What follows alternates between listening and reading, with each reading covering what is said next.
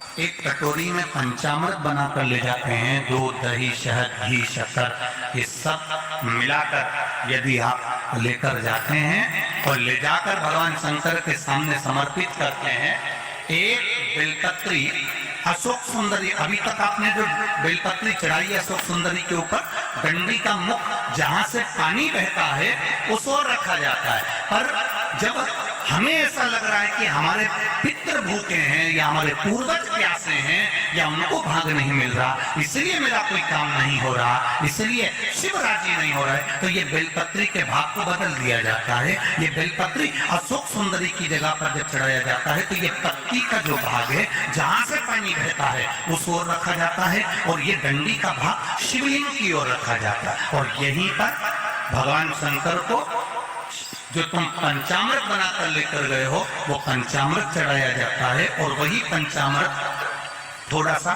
शिवलिंग पर चढ़ा दिया जाता है। उसके बाद में पितृ पूर्वज जल की आस नहीं रखते, न भोजन की आस रखते हैं, क्योंकि शंकर उनको तृप्त कर देते हैं, शिव उनको पूर्ण कर।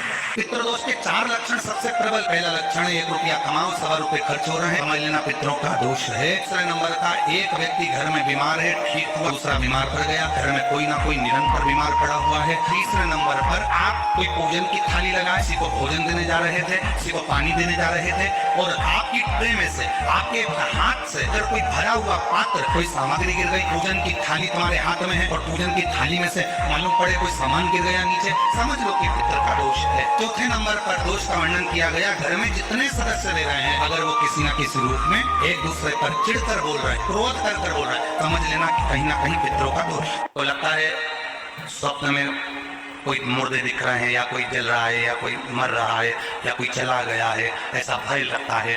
बच्चों को मांगी भेजूंगी ऐसा हो जाएगा, पति को मांगी भेजूंगी ऐसा हो जाएगा, कोई हमारे कन कोई गलत तो नहीं कर रहा है, आपको लगता है। क्या कहते हैं, 7 स्थान शिवलिंग के बताए हैं जहां पर भूल से भी अगर कोई चंदन की उंगलियां लगा देता है।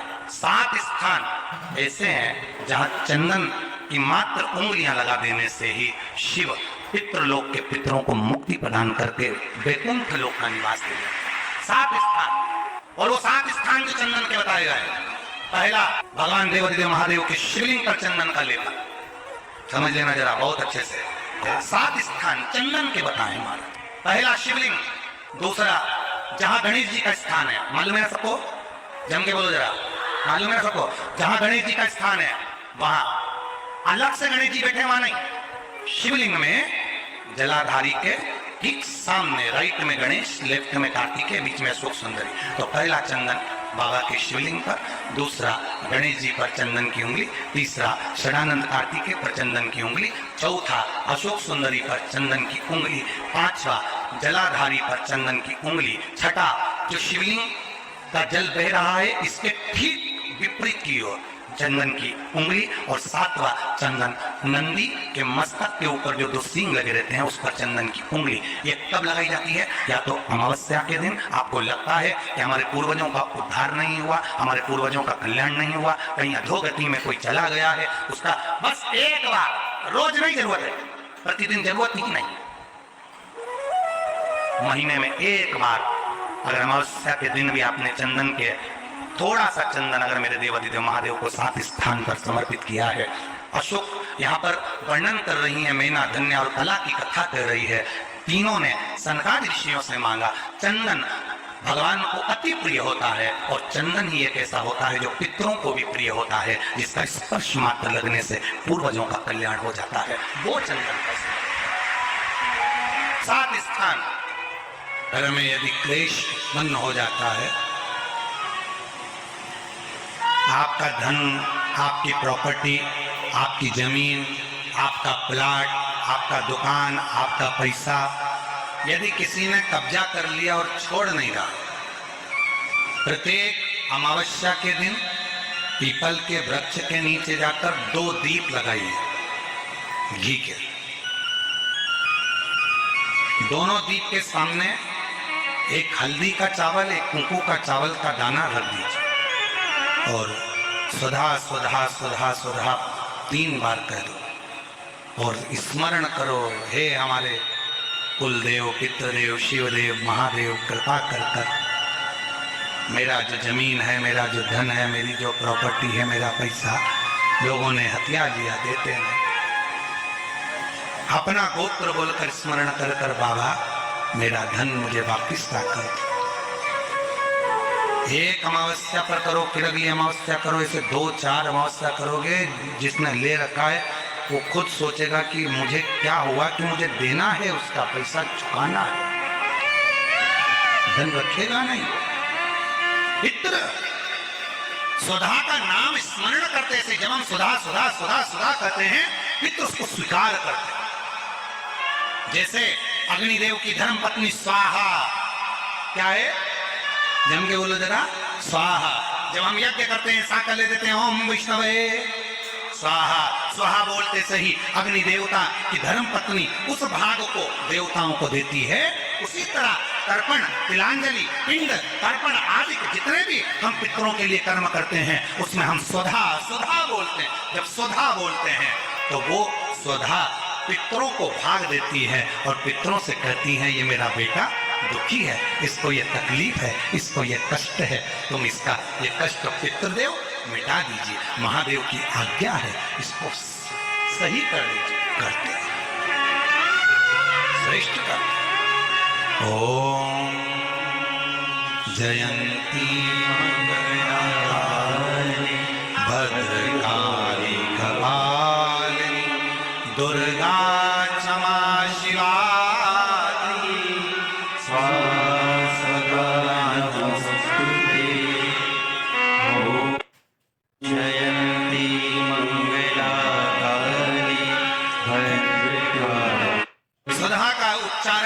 सुख प्रदान करता है। सुधा का उच्चारण हमें संपदा प्रदान करता है। अगर किसी व्यक्ति के जीवन में खो गया, कर्जे में डूब गया, कर्जा बहुत हो गया, पैसा चले गया, गाड़ी चले गई, मकान चले गया, सब गिरवे रखा गया, सब कुछ समाप्त हो गया, उसको प्रत्येक प्रदोष को, प्रत्येक अमावस्या को घी का दीप किसी भी पेड़ के नीचे, ये 5 वृक्ष बताए हैं पितृभाव के, उन 5 वृक्ष में से कहीं पर भी बड़, पीपल, आंवला, शमी, बेलपत्र आदि 5 वृक्ष में से किसी भी वृक्ष के नीचे प्रज्वलित करे और काम ना करे, उसका कर्जा चूकता ही है।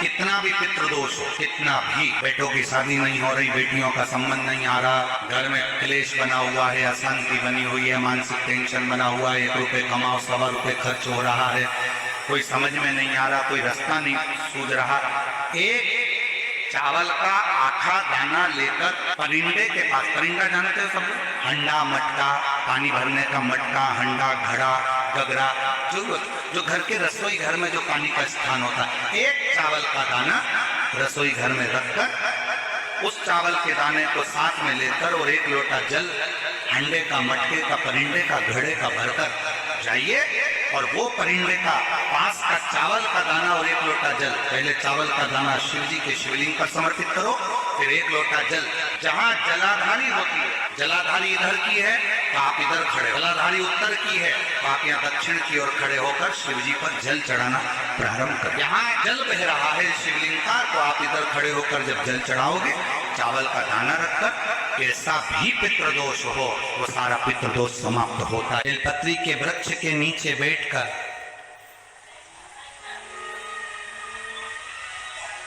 हाथ में 1 बेलपत्र का पत्ता रखकर आप पंचाक्षर मंत्र नमः शिवाय, ओम नमः शिवाय या श्री शिवाय नमस्तुभ्यम या महामृत्युंजय मंत्र का स्मरण कर रहे हो, पर डंडी का भाग अपनी ओर, बेलपत्र की बीच वाली पत्ती का भाग बीच वाली उंगली की ओर रखकर अगर आप स्मरण कर रहे हैं और अपनी कामना कर कर बेलपत्री के वृक्ष के नीचे बैठकर उस पत्ते को सम्मुख रखकर बाबा से विनय कर कर एकांत में उस बेलपत्री के वृक्ष की छांव में, बेलपत्री के वृक्ष की छांव आप कामना कर कर उस पत्ते को शंकर भगवान के ऊपर समर्पित कर रहे हैं तो ये जान कर रखें कि पार्वती और शिव का मिलन करवा रहे हैं और अपनी मनवांछित फल कामना पूर्ण करवा रहे हैं। क्योंकि शिव और पार्वती का जब मिलन होता है, शंकर पार्वती जब एक दूसरे के सम्मुख में होते हैं, शिव और पार्वती जब एक दूसरे के सामने अपने बच्चों के कारण एक दूसरे के सम्मुख में आते हैं, तो उनके चेहरे पर प्रसन्नता का भाव आ जाता है। तो फल, मनवांछित फल की कामना आप जिस कामना के लिए कर रहे हैं, विवाह के लिए, नौकरी के लिए, सर्विस के लिए, व्यापार के लिए, रोग मुक्ति के लिए, आप जिस कामना से कर रहे हैं, बस उस कहकर कहा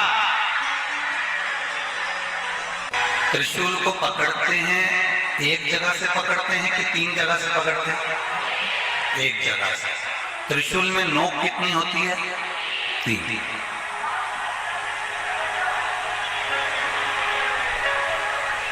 अब बाकी के जितने शस्त्र हैं, सुदर्शन, शंख, चक्र, गदा, भाला, धनुष, बाण, तीर, ये जितने जितने शस्त्र, तलवार, बर्छी, कटार, बंदूक, जितने जितने आप शस्त्र देखेंगे, इन शस्त्रों में देखेंगे कि ये एक शस्त्र केवल एक पर प्रयोग किया जा सकता है। पर शिव महापुराण की कथा कहती है केवल एक त्रिशूल ऐसा होता है जिस त्रिशूल को एक जगह से पकड़ा जाता है और 3 पर उसका प्रहार कर दिया जाता है। उसी तरह शंकर का हम केवल एक अकेला नाम लेते हैं। आपने शिव का नाम लिया, आपने शंकर का भजन किया और शंकर भगवान ने तुम्हारे नाना पक्ष में, तुम्हारे दादा पक्ष में और तुम्हारे कुल में ना जाने कितनों को तीनों पक्ष में तार दिया है। वो शिव शंकर है, वो शंकर है, वो घड़ी बोल बम का नारा है, वो उसने तार दिया, उसने साथ। संहिता कहती है और कूर्म पुराण कहती है, तुम्हारे घर में अगर सत्यनारायण जी की कथा हो रही है, तुम्हारे घर में शंकर जी का अभिषेक हो रहा है, तुम्हारे घर में पार्थिव शिवलिंग का निर्माण हो रहा है, तुम्हारे घर में अगर तुम कोई व्रत रख रही हो, तुम्हारे घर में कोई उपवास कर रही हो, तुम्हारे घर में कोई उद्यापन हो रहा है, तुम्हारे घर में कोई अच्छा कार्य हो रहा है, तो ये करवाने वाला कोई दूसरा नहीं होता। इसको करवाने वाले तुम्हारे घर के पितृ होते हैं जो ऊपर बैठकर तुम्हारे घर में अच्छा कार्य करते हैं।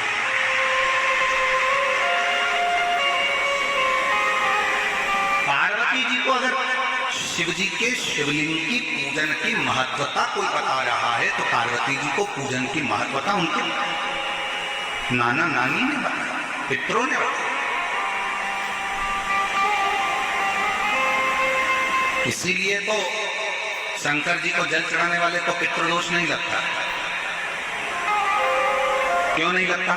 क्योंकि शिव जी पर आप जल चढ़ाते हो ना, तो शंकर भगवान का चढ़ा हुआ जल हस्त कमल की ओर जाता है पार्वती जी के, और पार्वती जी के हस्त कमल पर जैसी जल जाता है तो नाना नानी बड़े प्रसन्न हो जाते हैं अपनी नातिन को देखकर कि मेरी नातिन पर लोग पूजन कर रहे हैं, जल चढ़ा रहे हैं, तो पितृ आशीर्वाद देते हैं।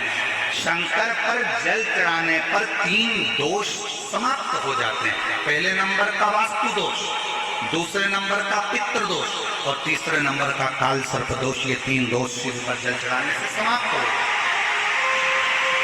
पितृ प्रसन्न होते हैं, पूर्वज आनंदित होते हैं।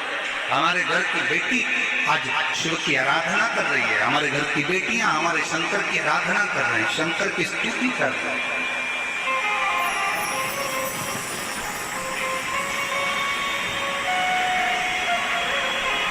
शिवाराधना में डूबे।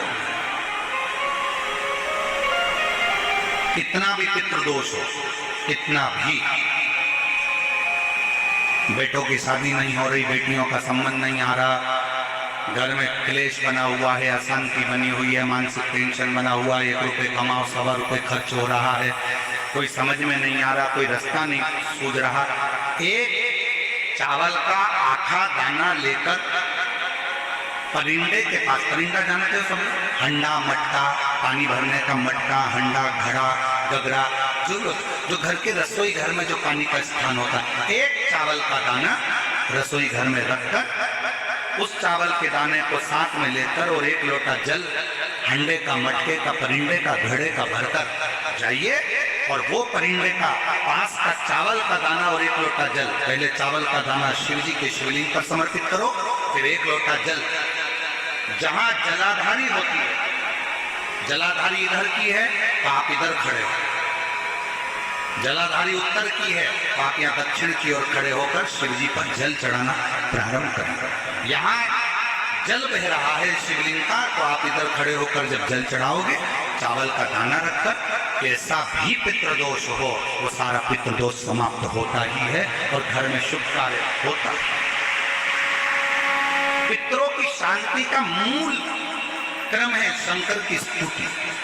कोई ने कह दिया वास्तु के हिसाब से तुम्हारी बाथरूम गलत बनी है, तुम्हारा दरवाजा बना है गलत, तुम्हारा रसोई घर गलत बना हुआ है, सीढ़ियां गलत बनी है, ये गलत बना है, वो गलत बना है, सारा तोड़ तोड़ा के तुमने बार बार बनाया, सीढ़ी इधर लगा दी उसके कहने पर, तुमने बाथरूम उधर बना दी उसके कहने पर, उसके बाद भी घर में शांति नहीं है, पूरा वास्तु के हिसाब से मकान बनाया, पूरे वास्तु के हिसाब से घर बनाया, उसके बाद भी अगर शांति नहीं है तो कुछ मत करो, 1 लोटा जल शिव जी को चढ़ाओ और शंकर जी को 1 लोटा जल चढ़ाकर वही जल अशोक सुंदरी पर चढ़ाओ, गणेश कार्तिकेय पर चढ़ाओ और वही जल उठाकर थोड़ा सा लेकर आओ, घर के 4 कोने में उस जल को छींटना प्रारंभ करो, वास्तु दोष अपने आप समाप्त हो जाएगा। आपको बाथरूम बदलने की जरूरत नहीं, घर बदलने की जरूरत नहीं, व्यापार बदलने की जरूरत नहीं, अपने आप धीरे धीरे धीरे धीरे बदलता जाएगा।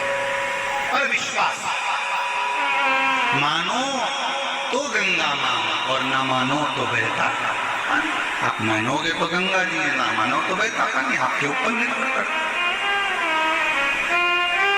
इस घर में से 1 लोटा जल देवाधिदेव महादेव को चढ़ाने के लिए निकलता है, घर के अंदर से 1 लोटा जल निकलकर जब शंकर के मंदिर में जाता है, उसी समय पर 3 दोष उसके घर के समाप्त हो जाते हैं। पहले नंबर का, घर के अंदर से जल गया तो वास्तु दोष समाप्त हो गया। दूसरे नंबर पर घर के रसोई घर में, मटके में, हंडे में, टंकी में से जल गया तो पितृदोष शांत हो गया। और तीसरे नंबर पर घर के अंदर से जब हम जल लेकर निकलते हैं, अपना दरवाजे से बाहर निकलते हैं शिव को जल चढ़ाने के लिए, तो काल सर्प दोष समाप्त हो जाता है। ये 3 दोष उसी क्षण समाप्त। हम कहते हैं लक्ष्मी आए तो मैं दान कर,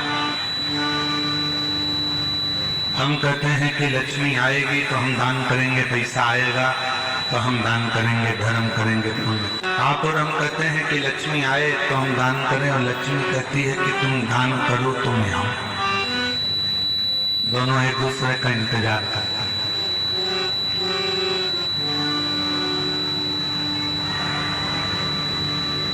आप लक्ष्मी का इंतजार कर रहे हो कि वो आएगी तो मैं दान करूंगा, लक्ष्मी इंतजार कर रही है कि तू दान करना प्रारंभ कर तो मैं आना प्रारंभ कर। दोनों इंतजार कर। अब जैसे लक्ष्मी कहती है कि तू दान कर और आप कहते हो कि आए तो दान करो, उसी तरह शिव महापुराण भी कथा कहती है। लोग कहते हैं कि हम बहुत तकलीफ में हैं, बहुत दुख में हैं, बहुत कष्ट में हैं, बहुत प्रॉब्लम में हैं, तो भगवान शिव भी कहते हैं कि तुम एक बार मेरी शिव महापुराण की कथा तक पहुंच जा, फिर मैं तेरा दुख मिटाना प्रारंभ कर दूंगा, तेरी तकलीफ। जितने लोग कथा सुन रहे हैं, अगर गण का मतलब नहीं जानते तो पहले कथा में प्रवेश करने से पहले, शिव महापुराण में पहुंचने से पहले हम समझ लें कि गण का मतलब क्या है।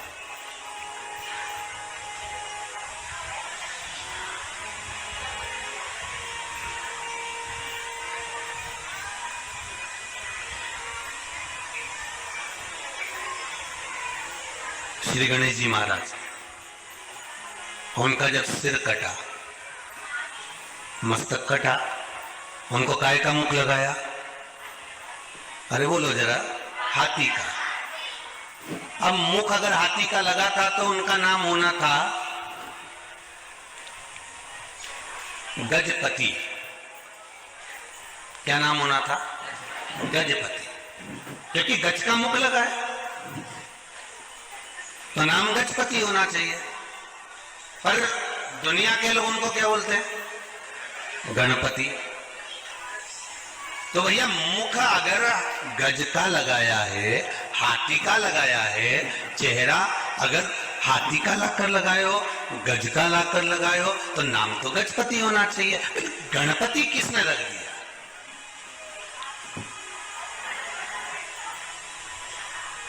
हाथी का मुख लगते ही तो गजपति नाम हो जाए। भाई हमारे यहाँ तो कई कई बहनों का नाम पूर्णिमा है, तो पूर्णिमा नाम क्यों रख दिया? तो कि ये पूनम के दिन हुई थी, ठीक है, तो इसका नाम पूर्णिमा रख दिया। काली थी तो इसलिए इसका नाम काली रख दिया, ठीक है। हमारे यहाँ नाम बड़े बड़े विचित्र रखते हैं। अब ध्यान देना जरा गणेश जी के नाम की ओर हो। फिर किसी ने कहा साहब इसका नाम शांति क्यों रखा? जपपति, मतलब कुछ ना कुछ गणों का साथ यहाँ रहा होगा, इसलिए नाम। हाथी का मुख लगा था भगवान गणेश जी के जन्म के समय, जब हाथी का मुख लगा तो गजपति नाम होना चाहिए, पर नाम क्या रखा है? गणपति, मतलब कुछ ना कुछ गणों का साथ यहाँ रहा होगा, इसलिए नाम गणपति रखा है। हम कहें कि शंकर जी के गण, कहीं आप लोगों को भी कह देते होंगे, हम बताओ रोज मंदिर जाती है ऐसा लगे ये तो शंकर जी की गण है, ये रोज शिव जी के मंदिर में पूजन करता है, ये शंकर जी का अनुमोदन करता है, शिव जी को एक लोटा पानी चढ़ाता है, शंकर की भक्ति में डूबा रहता है, ऐसा लगता है कि शंकर का गण है। मतलब केवल ये पीछे दिख रहा है ना, ये मत समझना इनको भूत प्रेत डाकनी पिशाचनी है चुड़ैल आदि, ये शिव जी के गण है। पर गण का मतलब क्या होता है?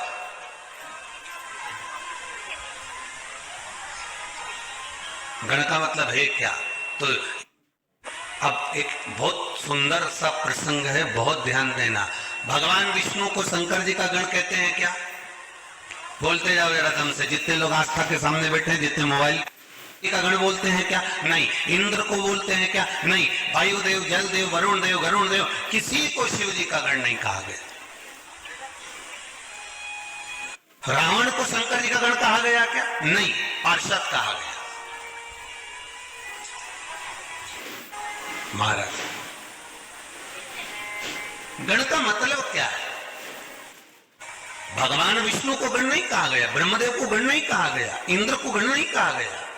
गण का मतलब है भगवान शिव की रक्षा करने वाला मित्र, सखा, बेस्ट फ्रेंड। समझ गए? अपनी भाषा में जो सखा है, मित्र भी है,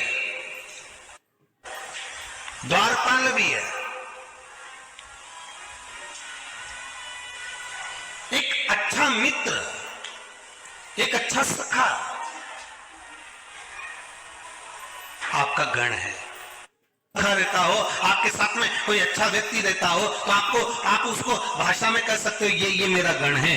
गण मतलब मित्र है, ये मेरा सखा है, ये मेरा कभी बुरा नहीं देख सकता, ये मेरे खिलाफ जरा सा सुन नहीं सकता, एक शब्द भी जो शिव के लिए सुन नहीं सके, वो गण है। और अगर आपका मित्र, आपका सखा, कोई दूसरा व्यक्ति आपके मित्र की बुराई कर रहा हो, कोई दूसरा व्यक्ति आपके मित्र पर उंगली उठा रहा हो, आपके मित्र के लिए आप शब्द कह रहा हो, तो फिर आप मित्र